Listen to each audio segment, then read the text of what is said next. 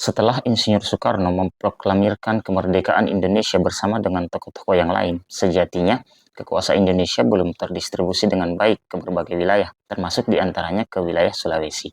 Bahkan, di Sulawesi Selatan sendiri, kekuasaan Belanda semakin menguat.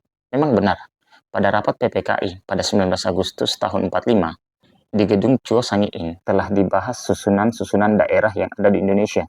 Termasuk diantaranya, di dalam rapat tersebut telah disebutkan bahwa Provinsi Sulawesi merupakan bagian dari Indonesia. Di awal-awal kemerdekaan, negosiasi antara Indonesia dan Belanda juga terus berlangsung. Tokoh-tokoh Belanda yang ada di Indonesia terus berupaya mempertahankan bagaimana Indonesia tetap menjadi koloni bagi Belanda. Berbagai perundingan terus dilaksanakan. Bahkan ada satu perundingan yang disebut dengan perundingan Hock Value, yang kemudian ternyata perundingan ini juga tidak mencapai kesepakatan antara pihak Indonesia dan pihak Belanda. Kegagalan perundingan tersebut tidak membuat Van Mook patah semangat. Ia kemudian berusaha untuk menginisiasi sebuah konferensi yang kita kenal dengan Konferensi Malino yang ada di Sulawesi Selatan. Konferensi tersebut dilakukan untuk membicarakan pembentukan negara untuk wilayah Indonesia Timur. Namun, cita-cita tersebut nanti terlaksana setelah konferensi berikutnya yang diadakan di Denpasar pada Desember 1946. Melalui konferensi Denpasar, lahirlah sebuah negara baru yang kita kenal dengan Negara Indonesia Timur pada tanggal 24 Desember 1946, yang pada saat itu negara Indonesia Timur ini beribu kota di Makassar. Dengan demikian, untuk wilayah Indonesia Timur, maka terdapat dua kekuasaan atau dua pemerintahan yang saat itu sedang bersengketa, yaitu pemerintahan Republik Indonesia dan negara Indonesia Timur atau negara boneka yang telah dibentuk oleh Van Mook melalui konferensi Denpasar. Berangkat dari hal tersebut, maka telah terjadi perseteruan antar dua negara, yaitu Belanda dengan Indonesia. Hingga akhirnya terjadi peristiwa bersih-bersih Belanda yang dilakukan oleh Westerling. Peristiwa inilah yang kita kenal dengan pembantaian 40.000 jiwa. Kekuasaan negara Indonesia Timur juga semakin hari semakin tidak kondusif.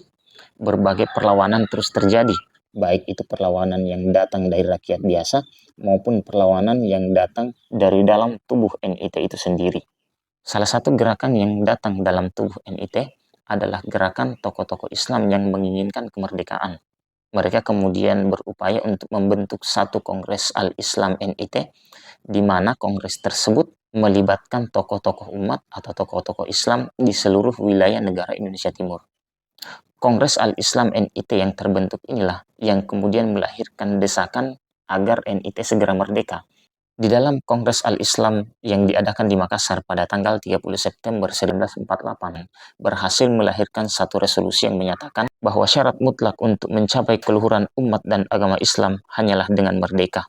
Mereka juga menghendaki susunan masyarakat yang kokoh dan kuat, masyarakat yang berdasar pada cita-cita persaudaraan, keadilan, perikemanusiaan, dan perdamaian dunia yang juga hanya bisa tercapai ketika mereka merdeka.